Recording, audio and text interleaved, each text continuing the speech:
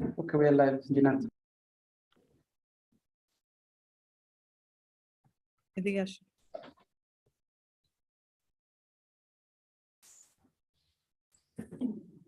Zinat, are you there? We are live. Okay. Yeah, we are live. Okay. I'll start. Yes, start. Okay. Hello, everybody. Welcome to our plenary session. We have had two plenary sessions on academia topics, and this is our third one today. The topic of today's conversation is building a robust academic curriculum for a new civilization. We have here many respected academics from our various YSBCs all over the world, from Spain, from Portugal, from India, from Taiwan, Bangladesh, all over the world. We're also joined by our different YSBCs who are doing YSBCs in Africa who are doing different sessions on their campuses. Our YSBCs in Kampala International University, Catholic University of Zimbabwe, Tangaza University College, University of Abomey Kalavi, Makerere Business School, and Camp School in Central African Republic. So we're joined by a lot of our colleagues, a lot of interested participants, and of course, all of you respected academics. So without further delay, we would like to start today's session. I request all our speakers to please maintain time. A bell will ring to indicate when you have to finish. So let's start this session, and I give the floor to our moderator today, Dr. Ana Fernandez-Lavita, Director of the Ecosocial Business Center at the University of Cantabria, Spain. Dr. Ana. Hello, everybody. It's a great pleasure for me to be today at this plenary session to share with all of you some of the best practice in different universities, different countries all around the world. So it's a great pleasure to me just to introduce you all these colleagues. I will do it very briefly because we want to share many things with you. So we all have around 5 minutes, 6 minutes to speak with you what they are doing in teaching, researching, transfer, different programs that they are leading in all of the countries. So I don't want to waste more time. Let me introduce you first to Professor Filipe Santos. Filipe he's coming from Portugal, from Catalonia, Lisbon School of Business and Economics. He's Professor of Social Innovation. He's Professor of Entrepreneurship. He was the director of the INSEE Social Entrepreneurship Initiative from 2007 to 2014. And in 2015, he came back to Portugal and was the leader of what is called the Portugal Social Innovation, a program that we want us to tell us more. So welcome, Professor Filipe. Please share with us all the great programs that you are leading, a little bit your background, and what you are doing in all these different files. Welcome. Thank you very much, Anna, and it's a pleasure to be with all of you in this Ecosocial Business Day to really think about a new civilization, a new economy that we want to develop. And in the case of this panel, what is the academic curriculum? What is the education, the training that we need to develop?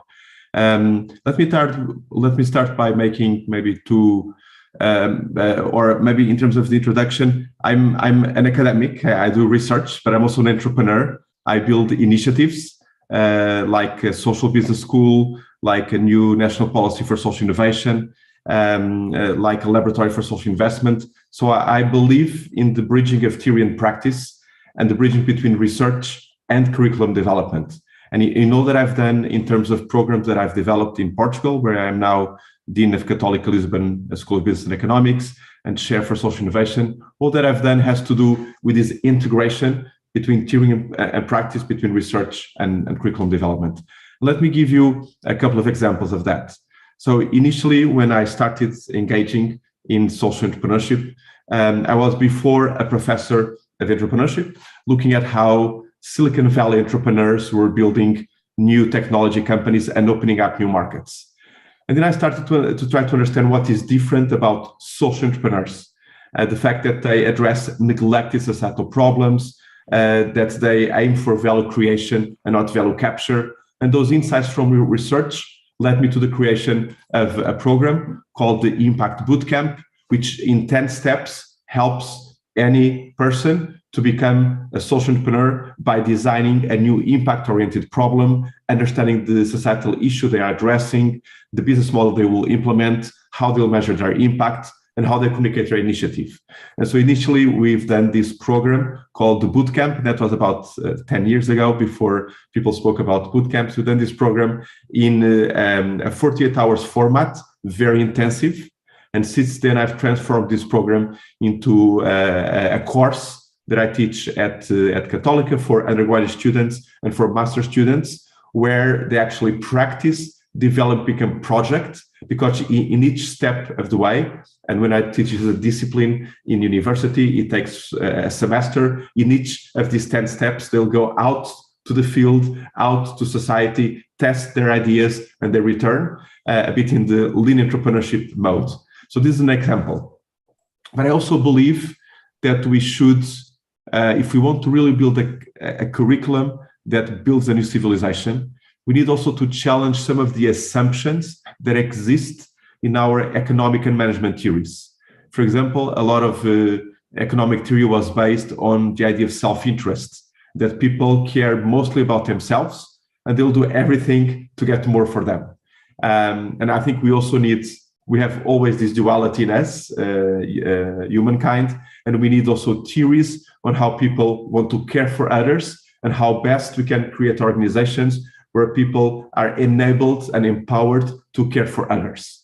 Another example is agency theory in management and economics, where we believe that people should control each other, and we should have also theories on how people actually partner and build strong partnerships with each other so that they create value. One example is I do a lot of research on scaling impact, on how entrepreneurs that have a viable solution can scale their impact. And I've transformed that research on a workshop, an intense 6-day workshop, where we go step by step through the challenges that someone is facing when scaling their venture and trying to disseminate their impact. And the key insight there is that a social innovator, compared to a commercial entrepreneur, has more strategic options to grow. They can grow in a traditional way of building the organization. They can also grow by creating an open source model, by creating their innovation, embedding into public policy, by doing partnerships that replicate the idea. And so I always say a social entrepreneur has much more strategic alternatives when they scale compared to the others, which makes it more interesting, more challenging, but more interesting. So overall, and if we want to talk about the future, what I believe should be the next, I think the area of systemic change is a fundamental area to reinforce our curriculum, because we want to give people the tools to become change makers in their society, in their country. And so doing more research on process of change and process of empowerment, I think is very important to be able to build curriculum and programs that will allow people to have this ability to change the context around them. So my 5-minute bell has rang. So maybe my last point would be just to say that if we are truly embraced in this challenge of building a curriculum for a new civilization, we need to innovate on our programs, and we need to have a bespoke programs tailored for social entrepreneurs, for social innovators, and that's what I described. We also need to embed sustainability and impact knowledge and passions in the curriculum for the students of any discipline, so that they have this mindset of value creation as they understand the world around them. And that's, I think, the challenge that permeates the work that all of us are doing. So with this, I think I'll stop my initial remarks and allow also my colleagues to participate. Thank you very much. I'm happy to continue the discussion. Thank you, Professor Philippe, and thank you for being so strict with the time. It's a good idea to have that kind of alarm clock that whereas it's the time. There are many things that I would like to ask you, but let's just keep the idea of that we need that systemic change and how we can do that in our regions. So, well, before going to the next professor, Professor Yunus is here with us. We would like to introduce him. So let him to tell us a few words. And welcome, Professor Yunus. It's a great honor to have you here. Thank you. Thank you very much. I just wanted to welcome you. That's all. It's wonderful to see you, all of you, and on a very important subject that you'll be talking, the curriculum, how it will be designed, how we will learn from each other, how we share it, how we have a combined curriculum with the several institutions, and how we go review them. These are important subjects for improving our academic offerings that we do, and also it impacts on our research agenda. So together we have a very good occasion right now, having all your creative minds to put together how to make the curriculum come out each edition as an improved version of what we do right now. Thank you very much. Please go ahead. I'm very happy to be with you.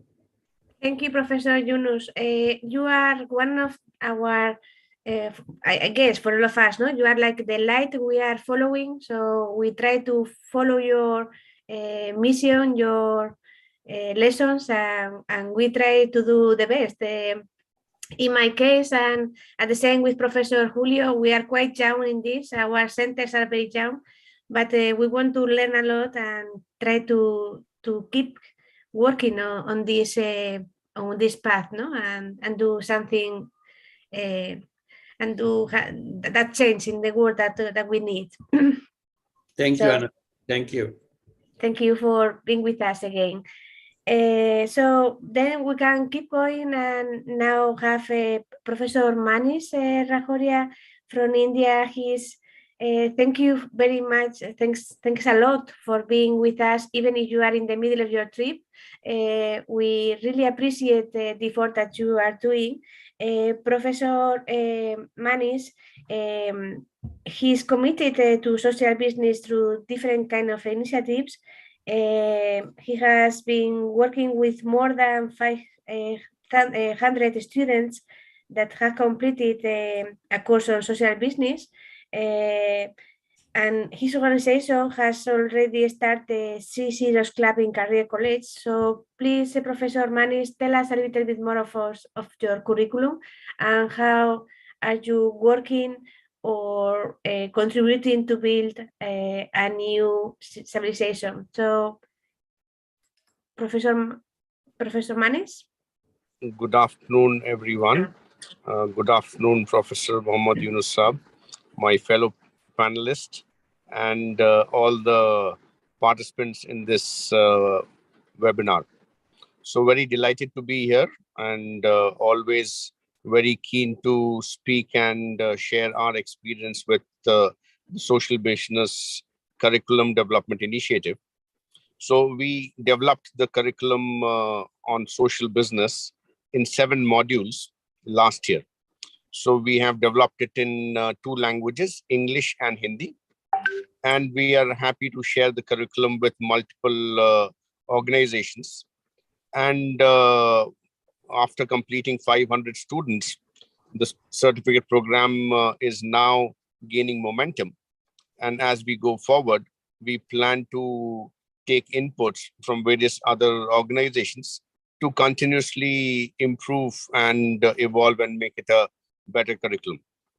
In the last 2 days, which is the 28th and 29th, we gathered together in Delhi in BIMTech College of Management to discuss how each one of us can contribute and spread awareness about the initiative of social business, how we can convince people that business should be very, very responsible and whatever we do should have a great social impact.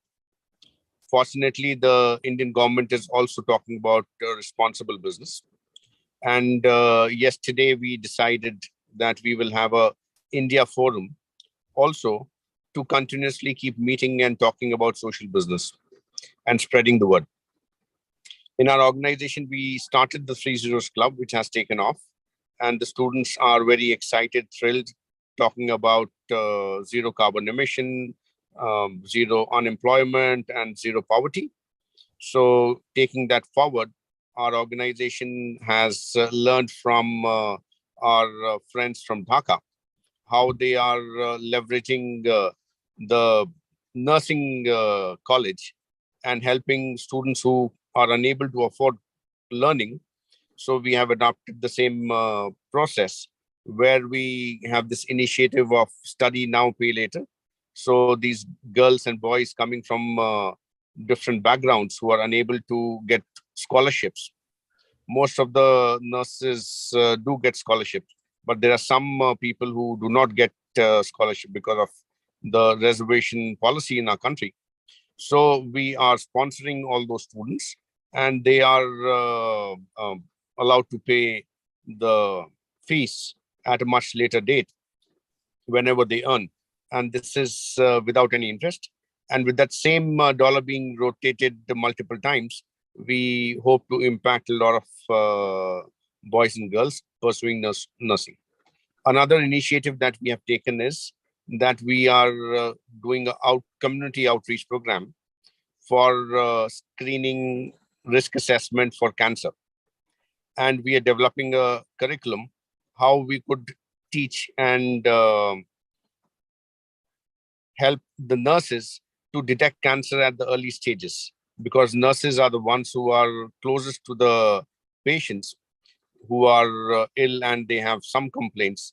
And if we are able to teach them how to identify cancer in early stages, or how to do the risk assessment, and we could do a lot of investigations, we are sure we could save a lot of lives.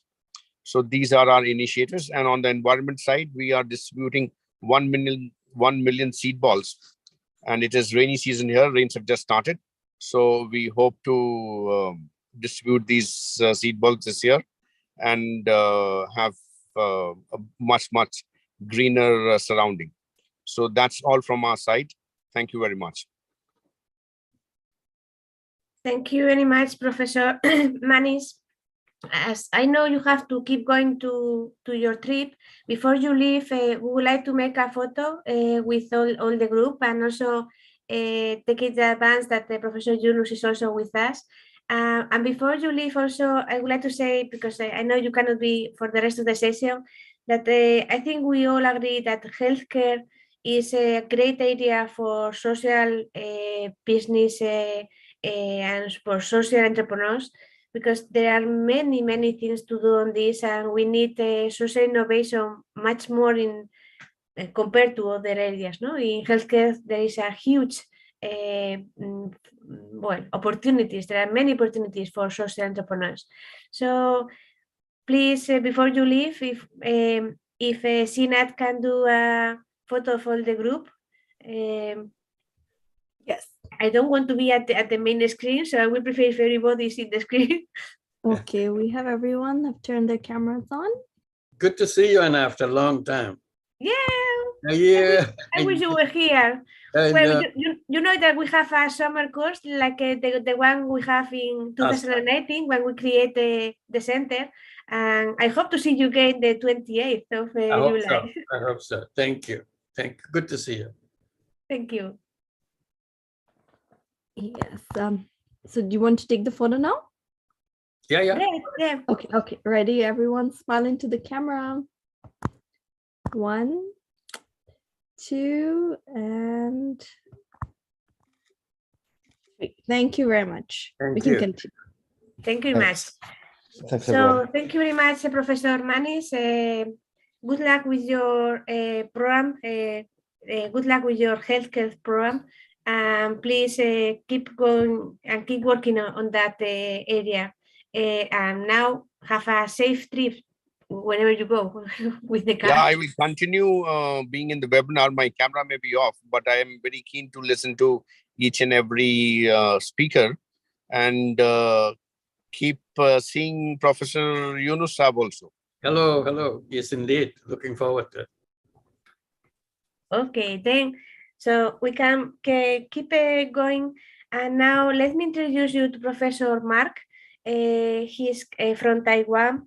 He has a long career in research, but I would like to put the focus on that he has more than 50 funded projects supported by different kind of ministries and from the government. He's the only professor in Taiwan who obtained the Social Value Advanced Practitioner Certificate. So welcome, Professor Mark. Please tell us a little bit more of all of these great goals that you have. Yeah, hello. Yeah, hello, Professor Yunus, and Hi, my hello. fellow. Yeah, hello, and my fellow panelists. Actually, I'm in Chicago now. Yeah, so it's about 4:30 p.m. Yeah, 4:30 a.m. actually. Thank you for So keep you waking. yeah, it's okay. Yeah. But anyway, it's very exciting to meet all of the professors and experts in this area. So I think designing curriculum very important. I think so far I designed curriculum for three kind of people. Three kind of people. The first one is people who want to start up a social business. Okay, so for that one, actually, the curriculum actually comes with some kind of competition. So we have a competition, national competition called Yunus Prize. So this year is going to be the 7th edition. In the competition, the participant actually not just to submit their social business proposal, they have to attend a workshop to understand what is a social business. And we also give them some example about social business. And after that, we did help them, give them some guidance about how to write business proposal, how to design social business. So this is the key element of the curriculum for people who want to, for general public who want to become a social entrepreneur or to start up a social business. Of course, we also cooperate with the local government.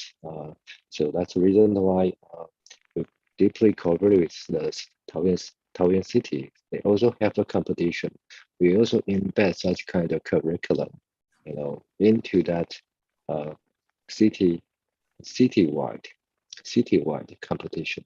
So each year for Yunus Project and for Taoyuan's social business competition, actually we attract more than, I think for Yunus Project, we attract more than 150 teams in Taiwan.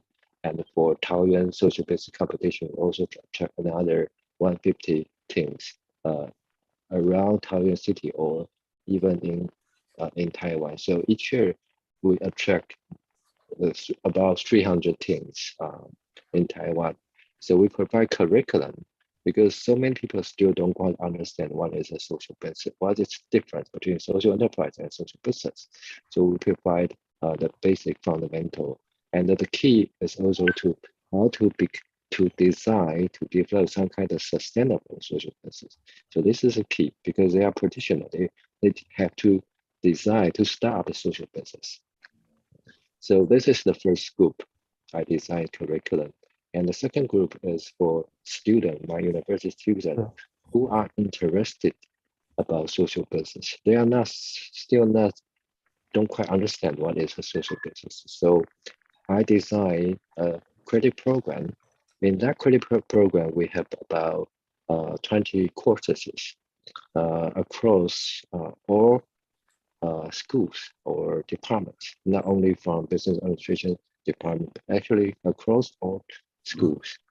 So students just need to take about 5 courses, then they have a credit. So my university will certify they have the basic understanding about what is a social business. Okay, and so this is for students who want to just as a basic idea about what is social business. And for the third kind of group actually is for my university students who are very passionate, very enthusiastic about social business. So for that kind of students, we designed a one-year program for them. So we also, of course, for the one-year program, what they need to learn. They need to learn how to design a social business. Okay, so design social business actually for some NGO, NPO, or any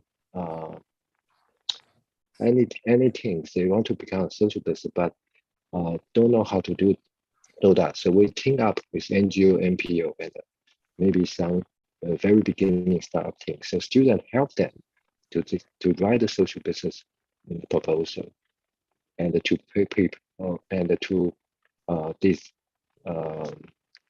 to help them to write social business proposal and to help them to design social business.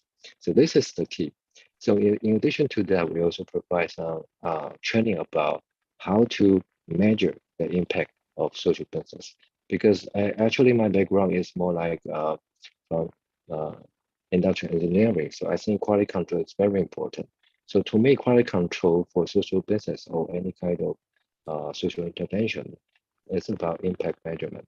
So I also teach them how to measure the impact. So once they know their impact, they can maximize their impact, because quality control is very important. So that's the reason why I also become the advanced practitioner about social value. So we also provide this kind of training for them.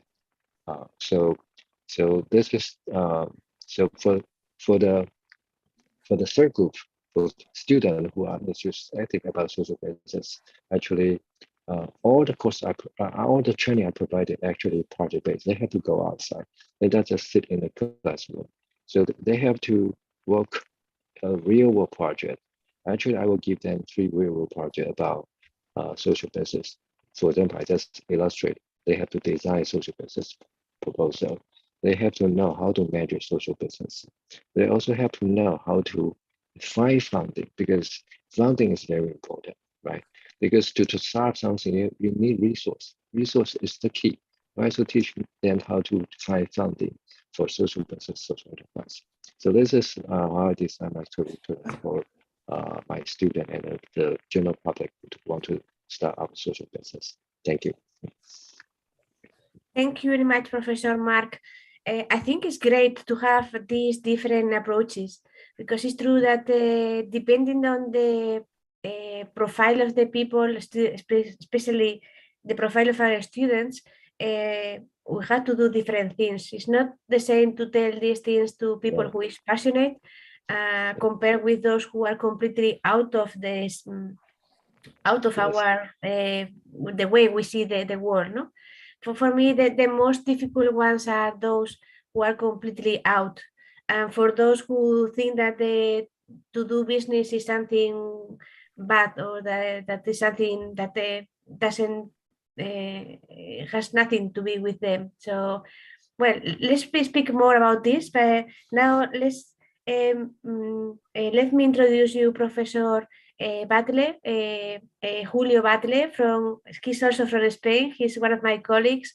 He's in Mallorca, in one of the islands that we have, and we all invite you to come this summer to visit us.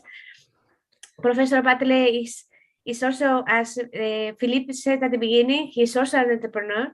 He's always thinking different kinds of projects. He's always trying to start new things. He's very, very active. He teaches entrepreneurship and strategic management. He's the director of the Yunus Social Business Center that was started during the pandemic. He's the director of a laboratory of entrepreneurship and social innovation. So, Professor Julio, please, you have 5 minutes, because I know you. Thank you very much, Anna. Good morning, everyone.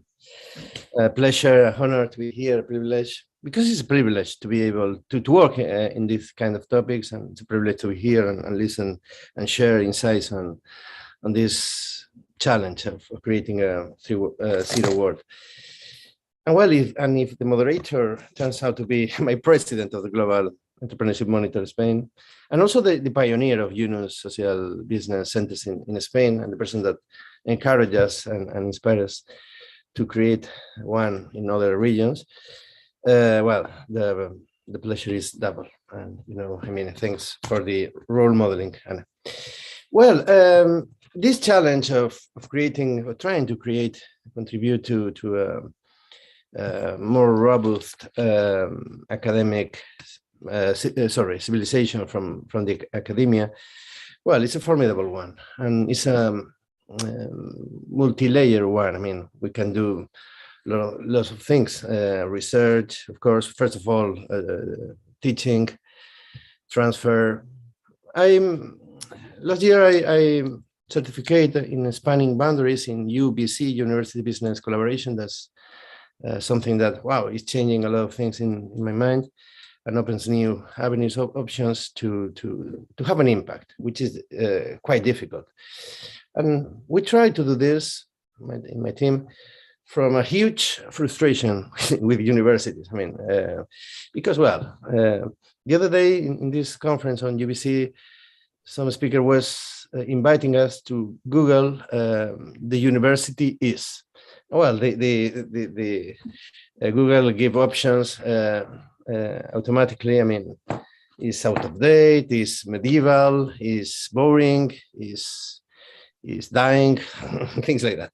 And well, that's not true. We love academia, of course, but well, we are not having the impact we expected. In Europe, with Next Gen, it's in many regions, it's very sad to see that most of the strategic regional projects are not led by universities, where, well, we have the knowledge.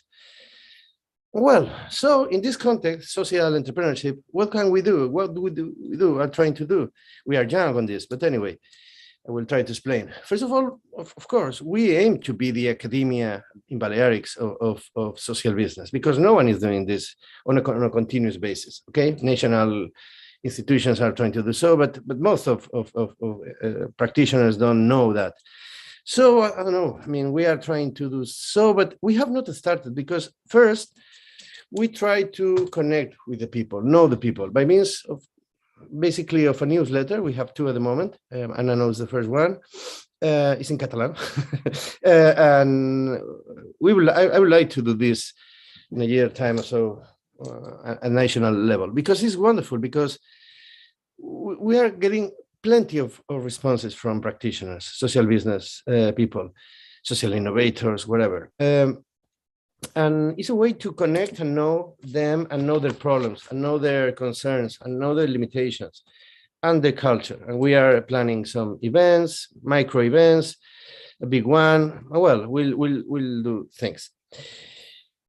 We also are participating in an Ecosocial transition network, incredible one of practitioners, and most of them are activists more than social businesses, but this Ecosocial transition network, actually there probably I'm the mainstream guy, the most normal guy. I mean, it's something that is quite interesting. And well, it's another way to connect with them and eventually be able to do things in teaching, in training and development.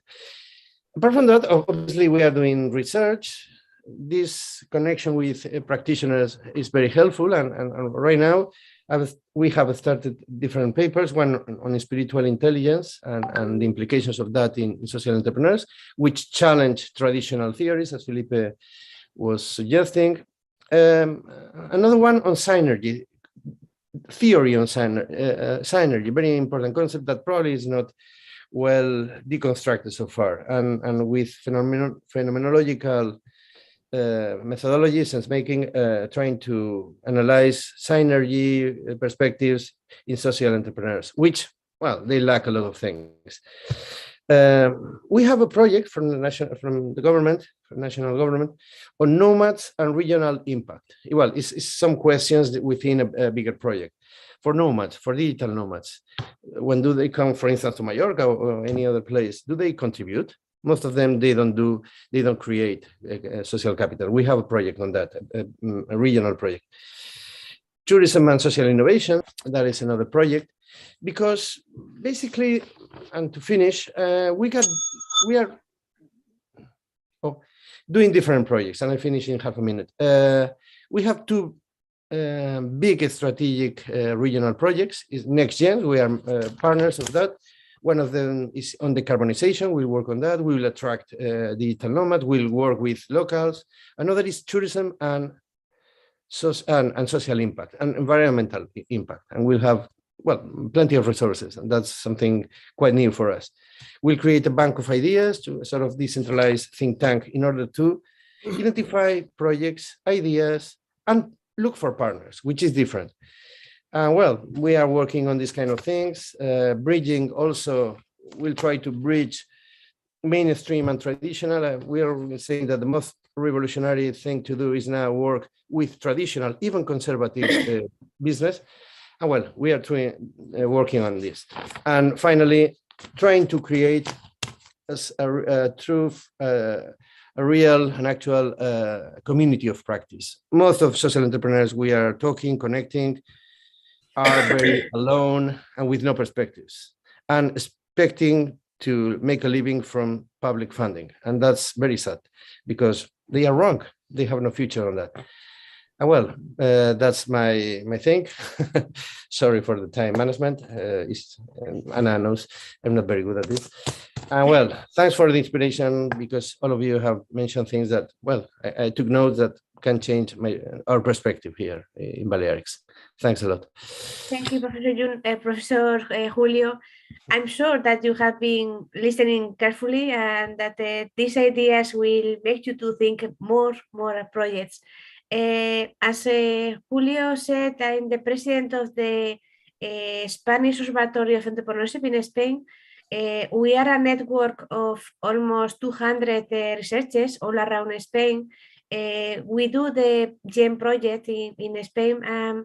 And here, even if we are a little country compared with India, which is where is our next professor, we are quite active. And the good thing is that in all our regions, there is at least one person like Julio or Rosa in Canary Islands or Jose Manuel in Cádiz or Alicia in Murcia. They all have a special feeling with social businesses, and they all have a Yunus Social Business Center. So I wish in a few years we can share with you many other good projects as the ones you are sharing with us. So please let me now introduce you to Professor Ridul. He's coming from India, as I said, a huge country where there are many things to do. He's also the director of the Juno Social Business Center, founded last year, so it's always a very young center. But he's been awarded certificate of appreciation for productive and dedicated services for national cause from the government. He has a long experience and expertise to conduct training sessions. So please, Professor Ridul, share with us your experience. Tell us what you are doing at the moment, what you are planning to do in the future, and let us learn thanks to your experience. Thank you, Dr. Anna. First, I was thankful to Professor Muhammad Yunus sir. You have inaugurated our Center of Excellence on 6th January 2022. It is a newly social business center. And sir, I just want to share within 2 minutes, I want to share what is the progress happened in last 4 months. Sir, I have prepared just 1 minute video. If you permit me, I can show you in 1 minute, sir. Ma'am, could you allow me to share my screen? I request the tech team to please allow him share screening capacity.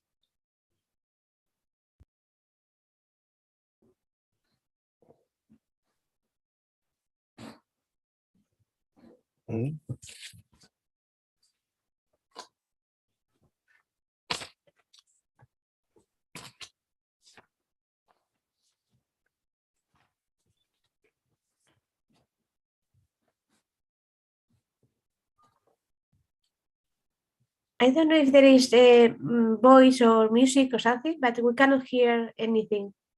Okay.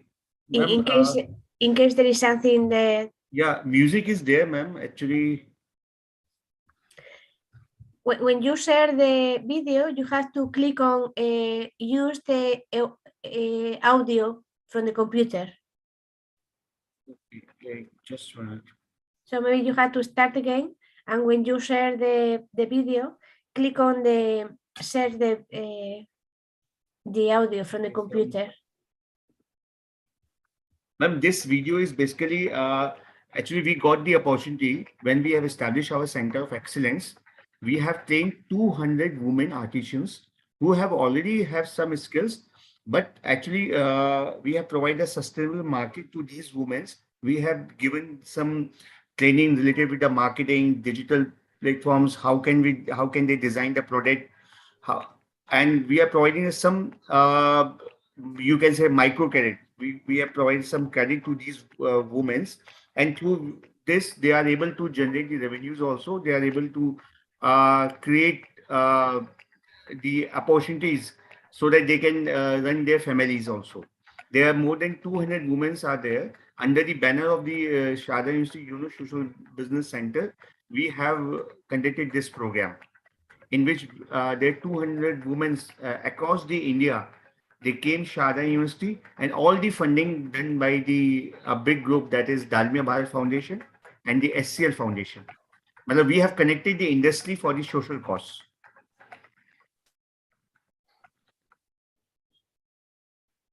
And at the end of the training program, we have felicitate these women by certificate of participation, so that whenever they go, then it is a training certificate which always keeps them forever.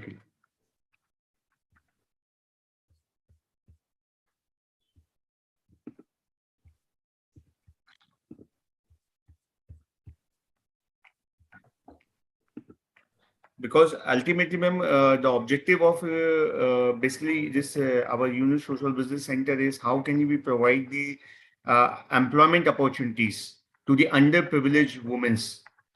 And we have, our university has provided skills training programs to these women, and by arranging a funding from the big industries.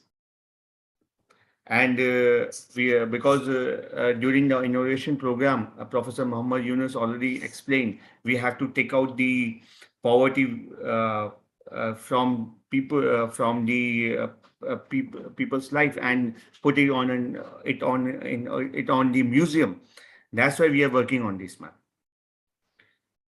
And now I would like to just share what are the initiatives which our university has taken for the robust academic curriculum for new civilization.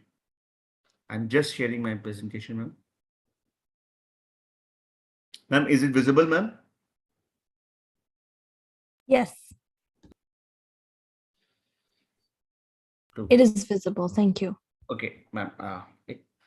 Ma'am, we all know that there are many challenges in front of all the community and all the regions.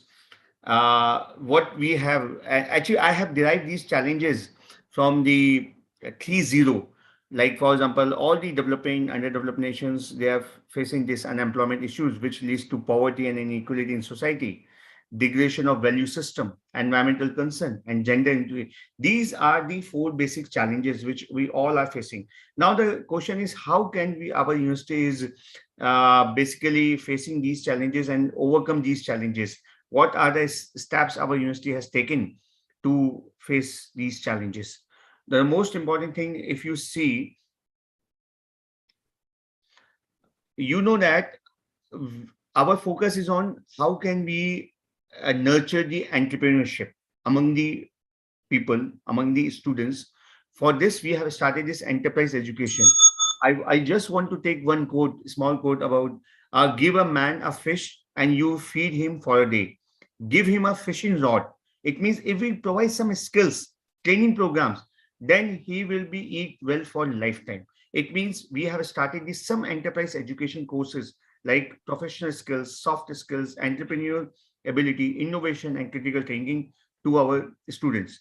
Second, entrepreneurial ecosystem, launchpad, incubation cell, provision of seed money. We have provided the seed money to our students so that when they can start the business, so that they can learn while they are studying in our campuses. And we have connected our students through internship, through dissertation, through field projects, so that when they just pass out, there should be no unemployment will be there, and they get directly, if they have a good connection with the industry, they get a job in the market. Next is value system, because you all know that everywhere there's a degradation of the value system. What our universities have started, social oriented courses that provide value addition to their students, livelihoods, such as courses and environmental education, human rights education, values and ethics education, societal development, peace and conflict resolution. These are the courses we have incorporated in our curriculum. Now, for environmental concern, we have a courses on environmental education, sustainable development, environmental friendly technology, waste management for sustainable development. We have conducted the extension activity through our NSS, National Social Service, NCC, National Cadet Corps, and with different non-government NGOs. We have started some of the courses and activities on community connect, community engagement, environment awareness, camps, industrial visit, tree plantation, cleanliness drives, by which we are able to protect our environment, to protect our planet. Academic curriculum for gender inclusive curriculum, just last slide. For gender sensitization, what we are doing, we have conducted some workshops, lectures, talks on. We are providing the scholarship facilities to girls' child, and you know that in our university, that 42% are female students. We are trying that it should be more than 50. For this, our university is continuously working on this, and I hopefully within next 2 to 3 years we are able to take the enrollment of more than 50% from the female side. Thank you, ma'am. Thanks a lot. Thank you very much, Professor Tirul. It's the same in Spain. In Spain, there are many programs at the moment focus on women and girls in particular in those STEM careers. Yes. Just 2 weeks ago, here in Spain, we presented the Global Entrepreneurship Monitor report, and I'm proud to say that in Spain, the activity of women entrepreneurship is higher to men activity entrepreneurship. So it's something that it takes long. So it was for many years. We noticed that the COVID did a big pain in our entrepreneurship activity, and it was the year that the gap was open again. But here we also have in Spain some programs like one led by Coca-Cola. Coca-Cola is focused on women in the rural areas. And I just like to say something that I think is important. When we look for the motivations, in the Gen we ask for 4 different kinds of motivation. If it's just because there is not another kind of job, so if it's a necessity issue, or if it's because they want to earn more money, or if they want to make a change in the world, or if it's because they have a family business. And it's important to say that in the case of the women, the second reason to start up a company is because they want to make a change in the world. So it's like in some way women are more social interested, or we are more worried with the social issues. So it's great to have this kind of programs and be focused on women. I think Professor Yunus was one of the leaders of this. He was always putting the focus on women. I think it's one of the best things that we can do. So then let me introduce you to the last speaker, which is also the only woman besides me in the panel. Welcome, Professor Maksuda, from Bangladesh. she says in her curriculum that he was not a core business student, but she's also passionate about social development. She's publishing exploratory research about how it can do more sustainable all the businesses. And she's going to tell us a bit more of herself. So welcome, Professor Masuda. Please tell us a bit more of your curriculum and how we can build this new how can we build this new civilization. Thank you, Anna. Thank you, Professor Dr. Yunus.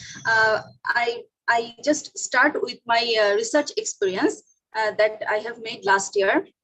I had two research on social business. First one is understanding level of our students on social business, especially on Bangladeshi context. And another research was choosing social business as a career. But unfortunately, though it is considered that, or it is true that social business has its grassroots in Bangladesh, but the fact is that social business has not developed or flourished too much that was expected.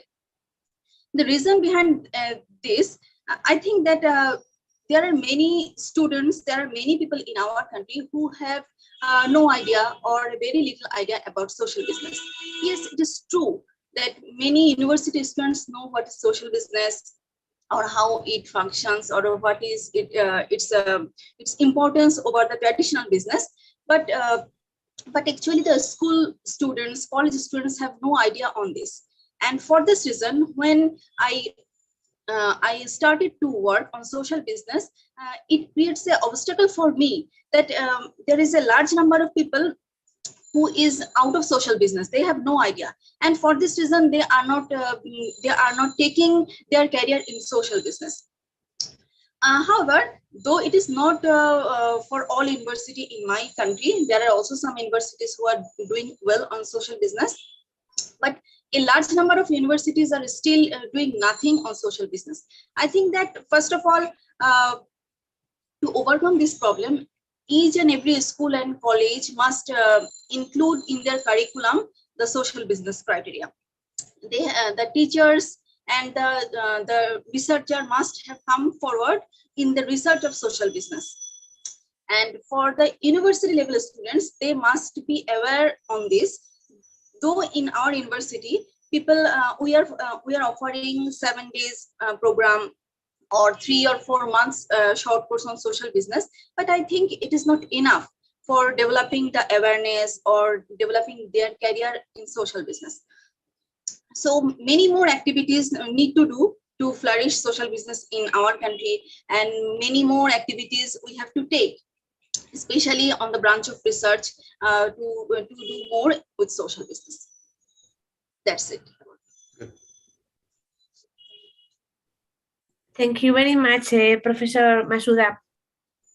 So maybe now we have time because we start 10 minutes before the session, so we have still a little bit of time to share more things. Focus on research that Masuda was telling us what she was doing. I would like you to share with us maybe Professor Philippe, who is also working on strategic how to scale the businesses. What are the main difficulties you are having when you are researching on social businesses?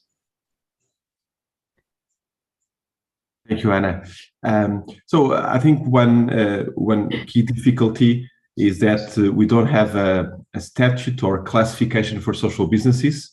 So research is about identifying a population of organizations or entrepreneurs that will study, but sometimes it's hard to classify and compare them and to have standardized data to be able to draw conclusions and evidence from the data. So that has been one of the main difficulties in research on social business. In some countries, there is a statute for social enterprises, but we also know that not all social enterprises are also social businesses. And so that has been one complication. But maybe I would like to share a trend that I see which is in essence, social business is about the integration, the combination of an impact-oriented goal with a business approach. And I think we are seeing, in a way, more and more of the world heading into that convergence point.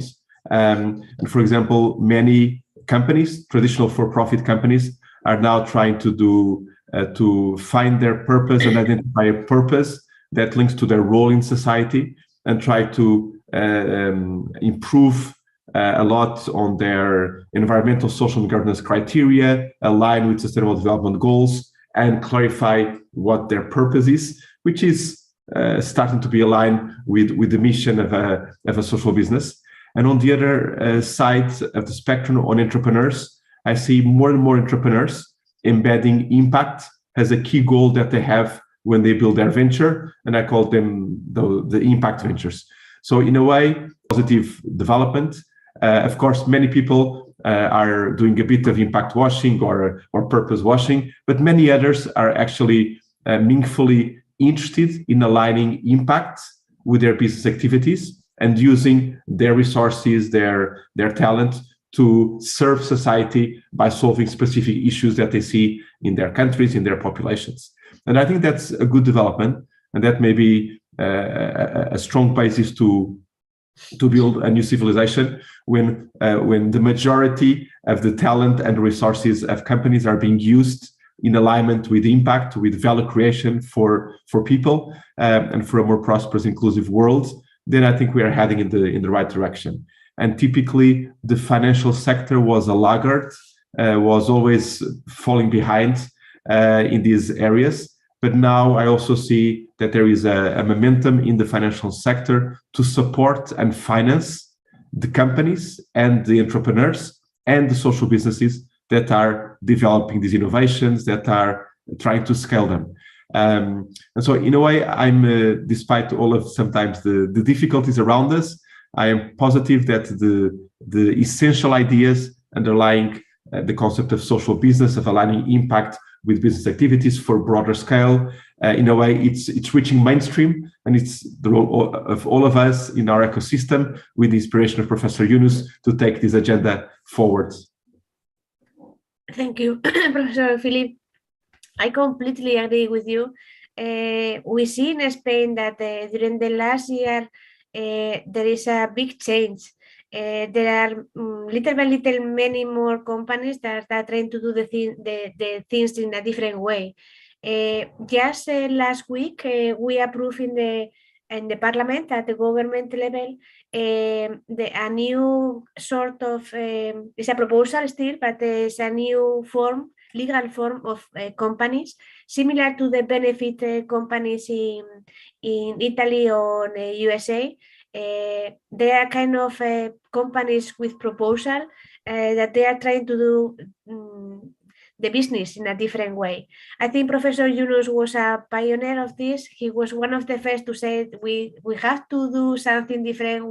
There is no way to going back, so we need to move to a different world, and there is no option. So we need to change.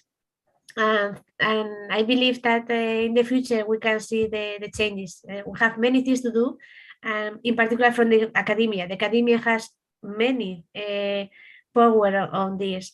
Well, let me, because we only have 5 minutes more, I don't know if any one of you wants to add something, or if we want to open the floor for questions. We only have 5 minutes, but I wouldn't like you keep something, or you when we finish the session, say, I would like to have said something else. So please, you have 2-3 minutes to add something if you want. Yes, Professor Tirul? Yes, ma'am, if you permit me. Ma'am, my submission is that 2 days before, in the BIMTech, already social business day is celebrating. My concern is that if the vision of Sharda Institute is to serve the society, and what we are doing, we have developed one model that is HEO, Health, Education, and Occupation. What we are doing for these underprivileged sections of the society, because we are multidisciplinary university, we have a medical colleges also, we have a dental colleges also, we have a engineering, we have a school of humanities also, and we have a school of management, all these things. So what we are doing, because we have a more than 1,000 faculty members are there, and nearby villages are there in rural areas. So what we are doing, we are implementing a HEO model, health, education, occupation. We are providing not only training, capacity building activities for the underprivileged sections of the society, but also health services, about the awareness about what is the importance of health and hygiene in their personal life. How does it enhance the productivity of the women, especially young people, so that when they are healthy, then they can give much more productive things to the society. So that's why we are taking a full advantage of our this multidisciplinary approach university advantage for the to assist, to help the underprivileged society. Just for example, we have made a team of in our team we have one doctor is there, one engineer is there, two faculty members from the School of Management, and collectively we are going to the villages, giving the training. One professor from medical side, they are giving about the health and hygiene training. Myself, as a management professor, I am giving about what is the importance of this technology. What is the importance of the market, digital marketing, all these things, about the financial literacy. And one or two professors, they are very good from the design department, School of Design. They are giving a training about how can you redesign your products. So for example, earlier, if you if you manufacture the product which have a highly elastic demand in the market, then and one or two professors from the School of Marketing, they are providing how can you search the market for your product, because ultimately if they prepare the product, if they are not able to sell this product in the market, then there is no meaning of this training and capacity building. So through this way, our multidisciplinary approach, we are trying to help out the underprivileged people of different sections of the society. So this is the way by which our approach is multidisciplinary. Thank you, Professor. Well, as we have just 2 minutes, I would like to finish this panel, with this great panel, with just one sentence from each one of you. It can be an idea, it can be a summary sentence, it can be a wish, it can be like a newspaper notice. So feel free to start the first one who has the idea clear. And with that ideas, we finish that session. And maybe we can leave the last minute for Professor Yunus, who is still with us. We've been very lucky that he was able to be with us all the session. So, any sentence? Idea?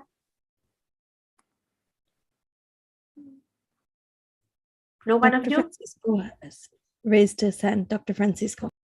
Yeah, no, I mean, my idea that I would like to share is maybe that probably people from the academia are not fully aware of the fact that most of society expect much more from us, much more exploration, much more taking advantage of the fact that we are neutral institutions and we can agglutinate and create communities of practice in some realms, for instance, social entrepreneurship, social innovation, and many other, decarbonization, and many other, circularity, circular economy. And well, I think that we are being a bit passive in general terms. And well, that's why I was talking about some projects that imply or that basically are explorative, terra incognita, and we should try to move in that direction. And I appreciate very much what this network is doing, because well, we can use this network. We have the advantage to be part of this huge network all around the world. There are almost 100 Yunus social business centers. So the academia and this network can do a lot of things and we can be very powerful. So, Professor Philippe, one sentence. Yes, actually, I concur with Dr. Francisco in the sense that our universities and business schools, they are very credible, they are independent, they are well-resourced with talent institutions.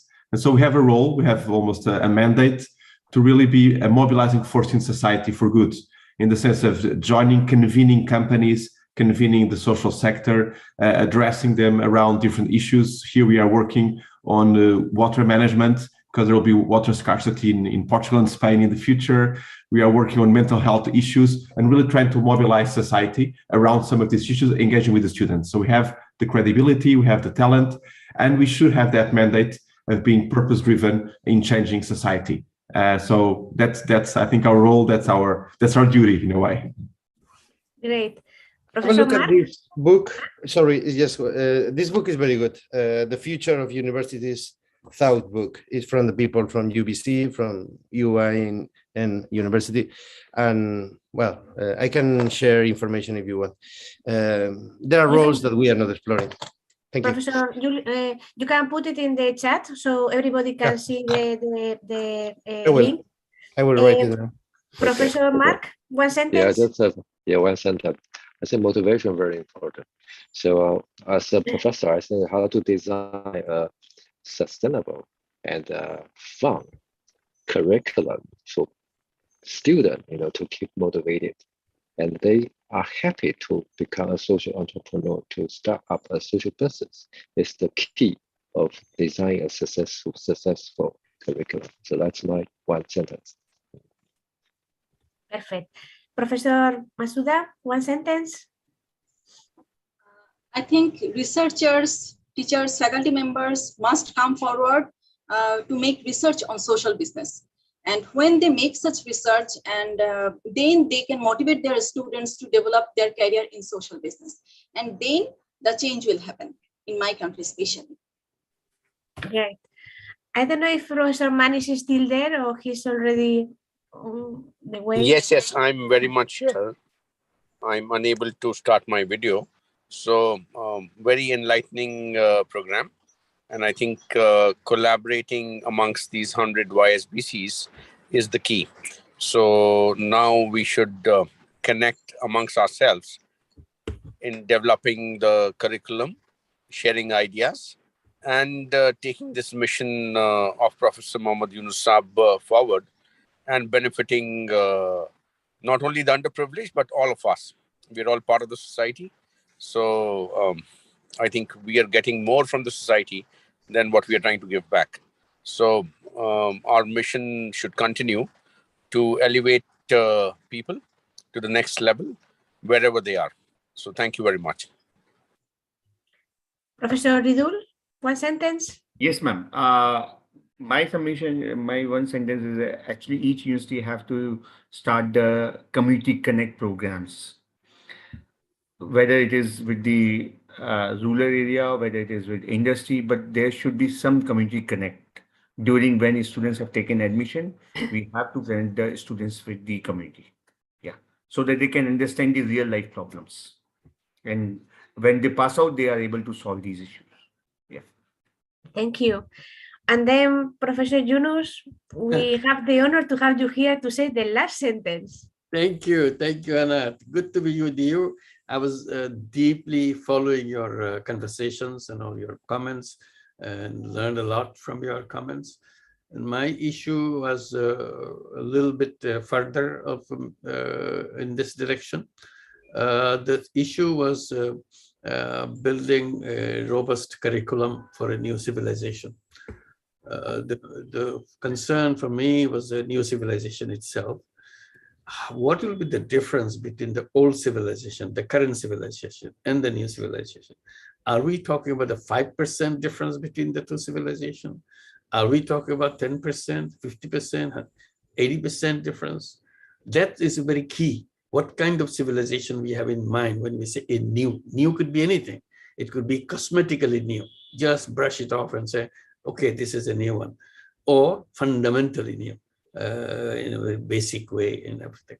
So this is a first type of thing that we want to discuss and bring it together.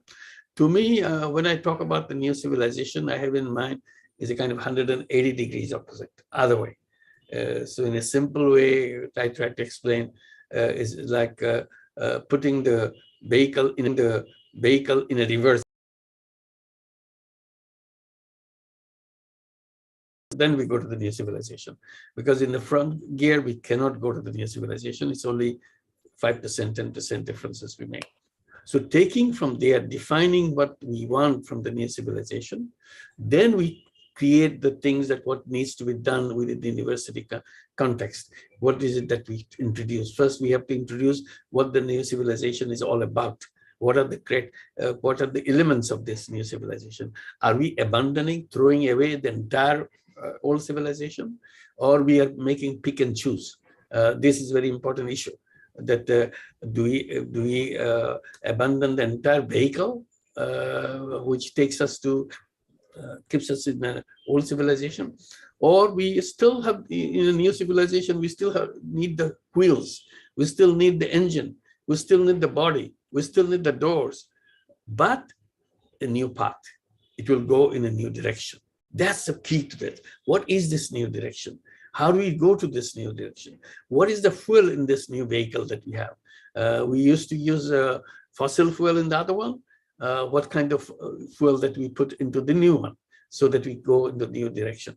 These are issues needs to be elaborated, discussed. Then we go into details of each one of them, component of them, so that we understand what is the new civilization about, and what will be the appropriate befitting curriculum in the academic world for guiding the students, guiding the young people to create and sustain this new civilization. We have discussed many of these issues, but I just put in the framework of my mind how we would look at the whole thing, and I hope it will be useful to you. But I'm immensely benefited from your discussions here today. Thank you, Anna, for conducting this entire session in a brilliant way. Thanks a lot. Thank you very much to all of you. It couldn't be better to have the end of this session with your words, Professor Yunus. We need to work a lot, so there is a long way still to do. But if we do it together from the academia, I think we can do it much better. So it's a shame, but we have to stop this session because there is still many things on. So I just wish you a very great summer. Keep working hard as we are doing until now. Keep working, keeping in the following this week. There's still many passionate sessions, and I hope to see you soon. So thank you very much to all of you, professors. Thanks for your time, for your effort, and for the things that you are doing in your regions, faculties, universities, and around. Thank you very much. Thank you. Thank you. Thank you. It was a pleasure to be with you. Thank you very much. Bye. Thank you, everyone. Thank you very much, Dr. Thank you, Anna. Professor and Yunus. Thank you very much to all our speakers and who have discussed today and shared your perspectives. Of course, we will use your feedback, and let's work together to use your feedback and expertise to build that academic curriculum. There's a huge demand for robust academic curriculum, social business, and considering the new civilization, not on models of what we used to learn or what our parents used to learn, but on more pressing problems, especially like climate change and having young people involved. I know there was a mentioning of, not many young people being involved. Dr. Maksud, I think, mentioned, but there's something we have called the 3-0 clubs now, where young people can get involved. So it's from age 12 to 35. So you don't have to be, a university student. You can be a school student and learn about social business.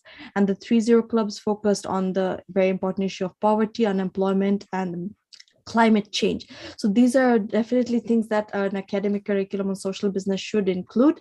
And so let's start working together and keep the aim of our social business academia conference in November, that we present a curriculum by then. So I will be bothering you, not bothering, I'm sure you are all delighted to work on this. I'll be knocking you on through email and maybe WhatsApp. Let's work together to build an academic curriculum and launch something for next year. So I hope you will, I'm confident you will contribute to that. And with that wish, we can conclude today's session. But before that, this is our last academic session for the day. I would just like to thank all my colleagues working behind the scene. My colleague Monica, who has a little toddler, has been working around the clock. My colleague Rakib, who unfortunately got COVID, he was helping us with Social Business Day. Our interns, Farzana, they've all been working very hard. Our colleague, Mr. Aziz and Sadi, also working behind the scenes. They're the tech team. Without them, this is not possible. And all our other colleagues working for Social Business Day.